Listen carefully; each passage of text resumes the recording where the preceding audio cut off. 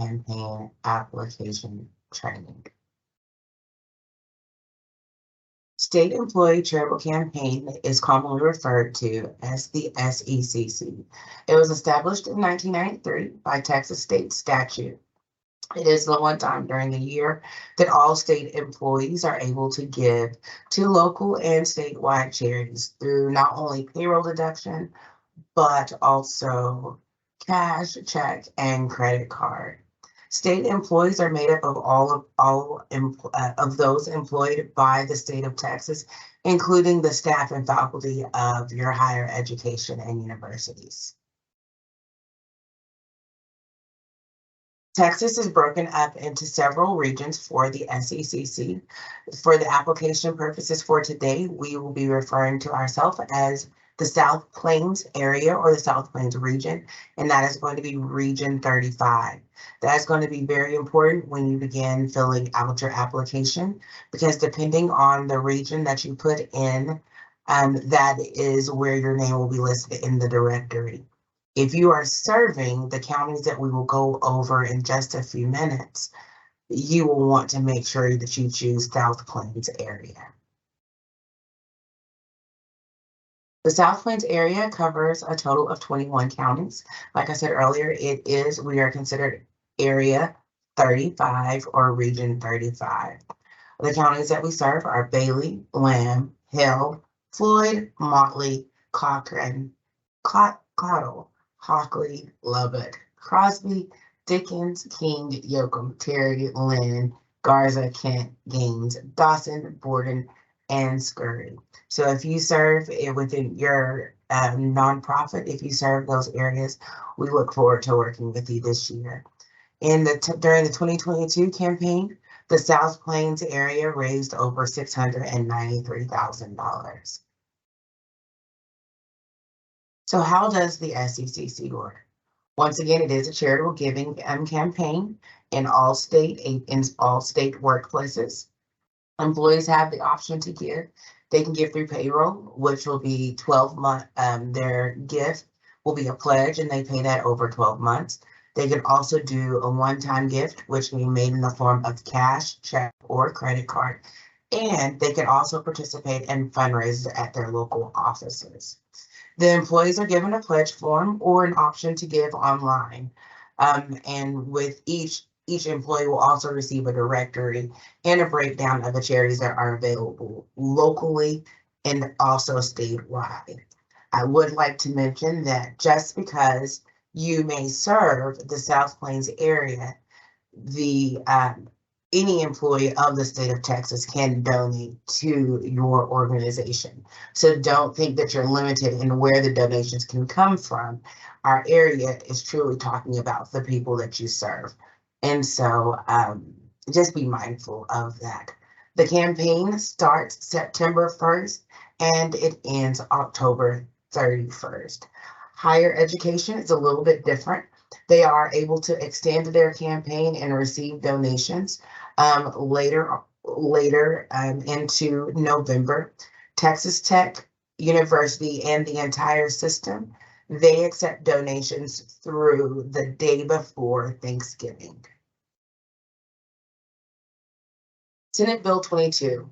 We bring this up because when this bill came out, the Texas state statute had to decide how we are going to deal with Senate Bill 22 and what is it going to do for our charities. Through this, the decision was that no governmental agency will support any abortion providers or affiliates through charitable organizations. And so because of this, it was at this point that all Planned Parenthood charities were no longer able to participate in the SECC. Let's get right on into the 2023 application. The application is a completely online process. There are no documents you will have to send in via physical mail or email. It can all be done directly online and uploaded on the website. The first thing you're going to do, if this is your first year applying, or if you are new in the position and you are new to applying for this year, maybe your organization is not new and has participated in the past. Perhaps you have not. If that is the case, you will want to create a new account. You will start by entering in your email address and then creating a username. It has on there picture. Picture is optional. You do not have to upload a picture unless you want to. It's completely optional. From there, you will check the box that says personal contact form, and then you will want to make sure that you click on I am not a robot. Once you have created that username, you will then proceed to the next step. Once that initial step, you will create your username. You will receive an email. And once you receive that email, it will give you the login directly to the website. If you are not new to the process and you are coming and applying again, and you already have an account set up, you will use your username and password from last year. You do not have to create a new one. If you have happened to forget your password, which I know we are consumed with passwords and we have so many of them. If you have forgotten your password, you can go through the process of resetting your password. You will enter in the email address or the username from the prior year and then click on reset your password and submit. Once you get logged in, you will hit the home screen. On the website, you will see that the application deadline, it states that it is March 23rd. However, for our area, we are extending that deadline to April 1st. And if for any reason you are unable to meet this deadline due to your audit or anything that you're needing to attach to your application, please reach out to me. My contact information will be listed at the end of the training, and then you will we can talk about that and see what our next steps will need to be.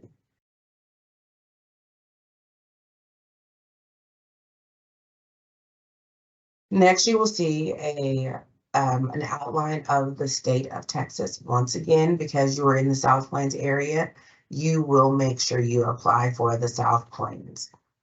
The first step is going to be select an affiliation. You have several options here. It's going to say member of a charity federation, or you are a local unaffiliated, or you are a federation. If you are not a part of the 23 partner agencies of United Way, you will select local and unaffiliated. If you are one of the 23 partners of United Way, you will select member of a federation. And if you select a member of a federation, you will then type in Lubbock Area United Way, which is the name of the federation. The next thing you will want to include and select is your SECC region and that your charity serves. You will want to make sure you select South Plains. If at any one of these steps you make a mistake and need to go back and change, don't worry, you still have those options and you can make changes up until the application is submitted. The next thing you will need to include is your legal name of the organization. This is the name that is on your audit, that is on your 990, and that is on all of your legal documents. I understand that many times we will have a legal name of the organization, and then we may have a DBA. If that is the case, you will also on the next line include the DBA. You will then include your physical address, city, state, and zip code. All of these fields are mandatory. You cannot leave any of them out. Then you will want to put in the name of your organization contact. At this point, I would suggest that whoever is filling out this application, that you put them as the organization contact in that box. And the reason I say that, that will be the person that I call if I need any additional information or if I have questions. That will be the person I will call and reach out to make those corrections. A lot of times we may put the executive director's name in there. If the executive director is not going to be the one that is filling out this application and answering the questions, once again, I do suggest that you put your own name there so I have a direct contact with whoever is filling out the application. You will include your organization telephone number. You will notice on there that it does have fax as an option. We do know that everyone does not use fax. However, if you do have a fax number, please include it there. The next thing is you will also include your organization contact email address and website. If you do not have a website, you can put NA and it should accept that in that blank. The next thing is you'll put your federal tax ID number. The next, we're going to be looking at your fundraising and administrative cost. There is a requirement set by the state of Texas that if your fundraising and administration costs are over 25%, you cannot participate in the SECC. So there are several places you're going to get this number. You are going to look at page 10 of your 990, and it is going to be column C and column D, and it's going to be at the very bottom. You will enter in the total of your management expenses and then enter in the total for your fundraising expenses. This box is automatically calculated. It will add those two together for you. You do not have to do the math. The next thing you will enter in is your total revenue, and I believe that is going to be on page 9, line 12. You will enter that in, and the program will calculate your percentage for you. If you have any questions in this area, please don't hesitate reaching out. I have no problem walking you through that process. That can be a little bit confusing. You do want to make sure that you carry out your percentage at least 2 decimal points.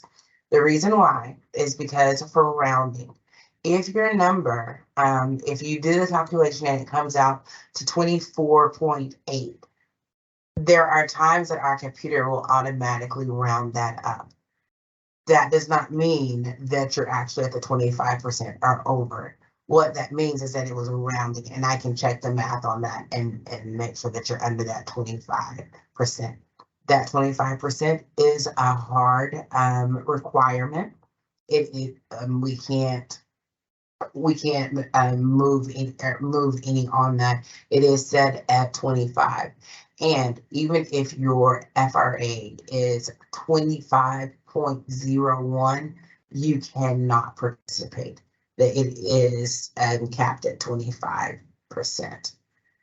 The next thing you will want to do is make sure that you put in the fiscal year and date for the 990 you are receiving this information from. You will want to use your most recent 990, and that is any 990 that has been filed after June of 2021.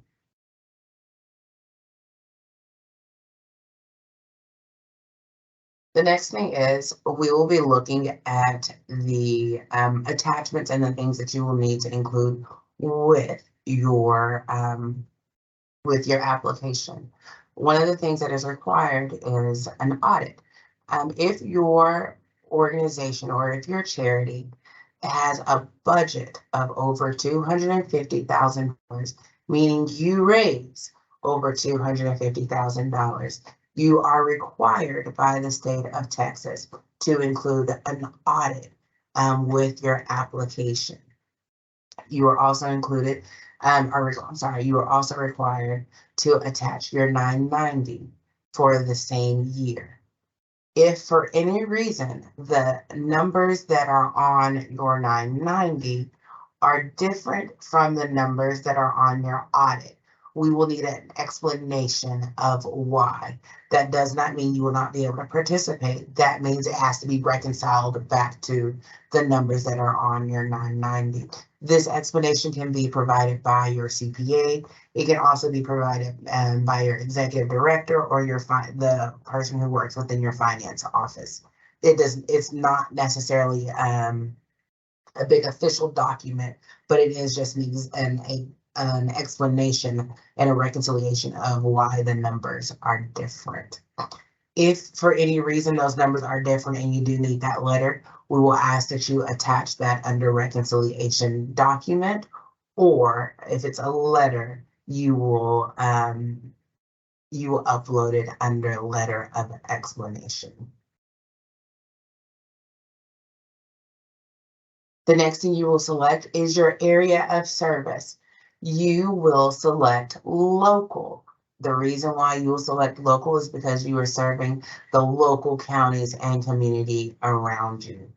Next, you will enter in your 25 word description, and it's 25 words or less. I will tell you that the system will count hyphenated words as one word. However, when we are going through the process of approving your application, a hyphenated word counts as 2 words. This is very important because when the directory, once everything is complete and your application is approved, a directory is printed. You are limited to 25 words in the directory, which is why we get you to write that up on this application. There are a few things I would say do not include in your description. The first thing that you don't want to include in the description of your organization is the name of your organization. Do not include your name or your website or contact information. All of that will be included automatically in the directory based off the information provided provided with this application that you're completing today. And so use your words wisely and come up with a great description of who you are and what you do. The next section that you will see, you will fill out a full description of your services. In the full description, you are not limited on the amount of words.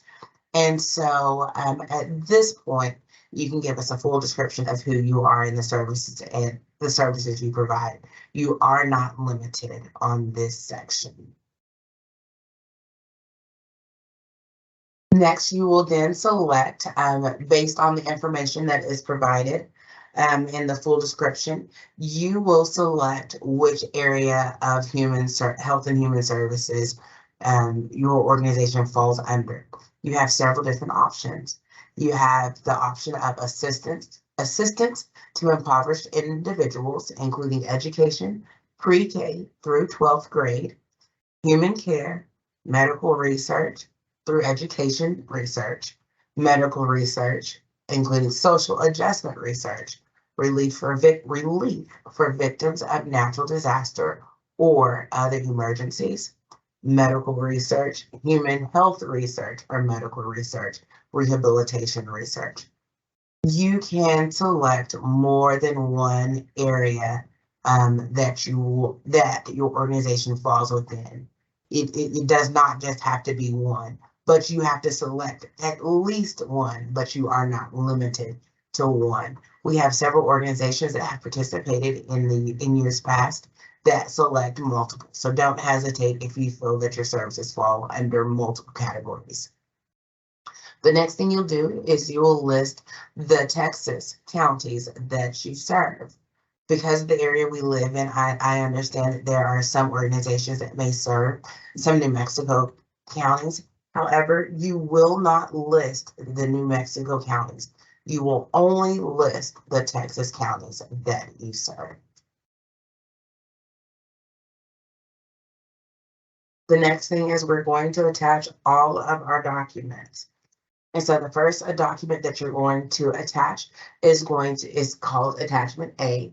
It is the Texas Certificate of Authority or your Articles of Incorporation. You do not have to attach both.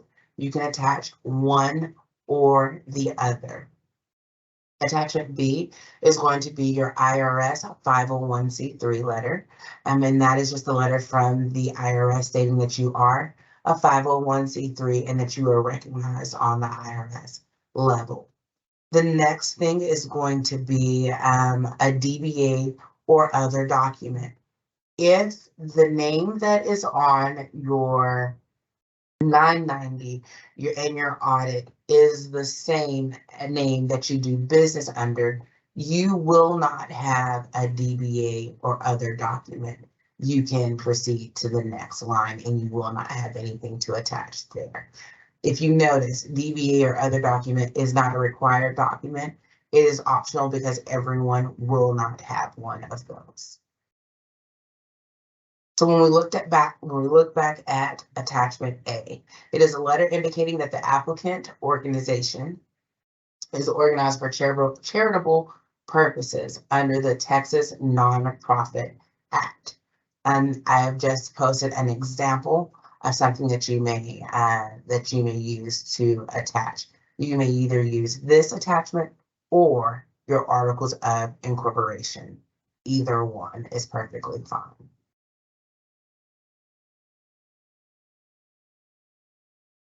This is an example of if since the incorporation of your document, if you all have had a name change, you will want to include that under attachment A, because at this point you're operating under the new name, and so you will want to include this document.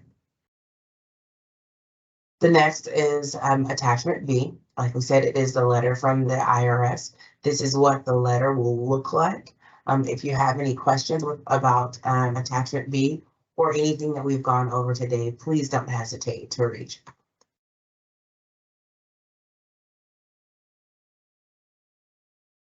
The next thing we're going to include is your IRS 990. Up there, it says that it's dated on or after June 30th. However, we are in 2023, and so the attachment will need to be filed after June 30th of 2021. So not 2020, but 2021. You will attach your full 990, and we want a full signed copy of your 990. Many people file their 990 electronically. So you may say, well, I don't have a signed document. What you will have, though, is Form 8879EO or Form 8453EO, and you will attach that. That is just the attachment of your electronic signature. You will need to attach your 990 and the electronic signature if you do not have a full copy of your signed 990. The next thing you will include is a CPA audit. Once again, if your budget for your charity is over $250,000, you will have to include an audit. The audit year or the audit fiscal dates will need to be the same as the 990 that you attached in that was used for attachment C. So they will both need to be for the same year.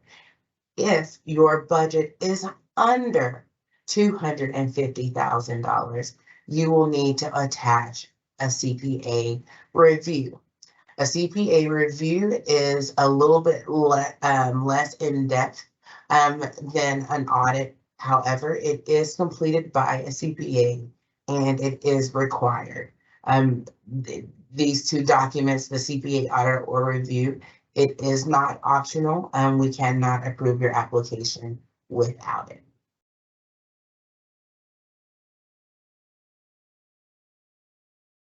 Once again, the attachment C and D have to be for the same year, and it has to be your most recent 990 and audit, and that would have been filed after June 30th of 2021.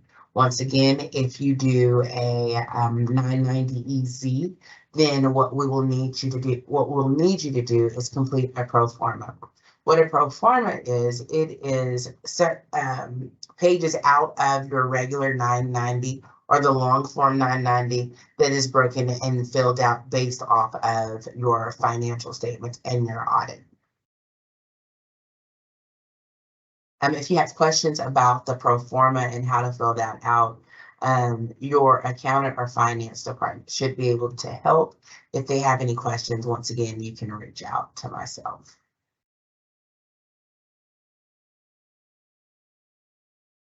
If you selected that you are a member of a federation, you will need to include attachment E, which is a fiscal agent letter. This is a letter that is going to be written by your organization stating that you are a member of a federation and you are allowing that federation to be the fiscal agent for any monies that are donated. And so that is a letter that will be completed by your agency. This letter will not come from the federation. It will come from your organization individually. Then we also have attachment L. There are many organizations that serve a lot of different counties. If that is the case and you are applying to be a part of the SECC in more than one region, then you will want to make sure you do an attachment L, and it breaks down what other regions or areas you are applying to participate in under the same name. If if at the beginning of the application, you selected that you are local unaffiliated, meaning that you are not a part of a federation, you will not have attachment E. That is only if you are a member of a federation. The remainder of the attachments do not apply unless you are a federation, meaning you are not that you're a member of the federation, but that you are a federation that is applying. To be a federation, you have at least 5 nonprofits that are that fall under your federation. If you have less than 5, you will not apply as a federation. You will apply as local unaffiliated. But if you are a federation, we will need attachment F, which is your board of directors letter, attachment G, conflict of interest policy, attachment A, compensation disclosure, attachment I, which is your operating budget, and attachment J, which is an appeal acknowledgement. And there is a brief description under each one of those attachment that describes exactly what is needed to meet the requirements of the application. Once again, if you are not a federation and you are only a member of a federation, you will not attach any of those additional attachments, F, G, H, I, or J. The next thing is it's several boxes that you're going to want to check. You will read through each one of these and you will check each one of these. It's going through the statute stating that you are a nonprofit, you are following all of the rules, and that you are eligible to receive donations. Once again, you will select each one of these. Each box will be checked. Lastly, if you are a federation, you will need to check here that you are a federation, and you will list at least 5 of them. If you have more than 5 members of your federation, you do not need to list them all. You just need to list 5 of them.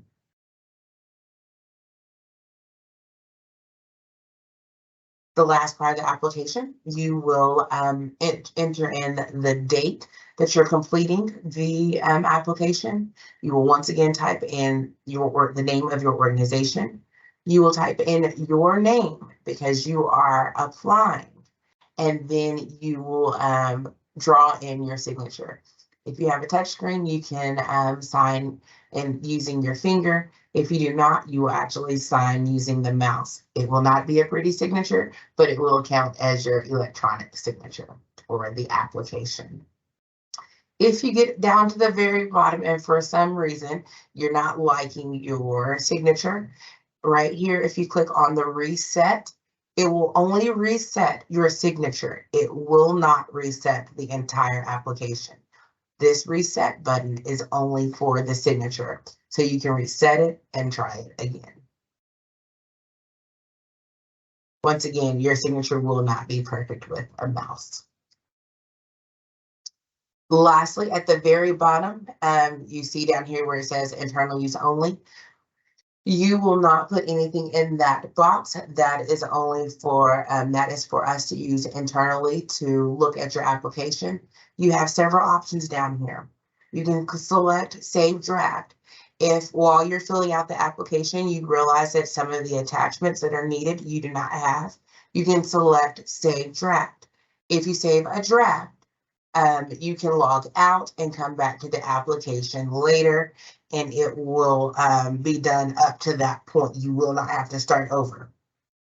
If you have completed the application and you know that you are through and you would like a PDF version of your application, click on Preview. And then once you do Preview, it will come up with the paper form of the completed application.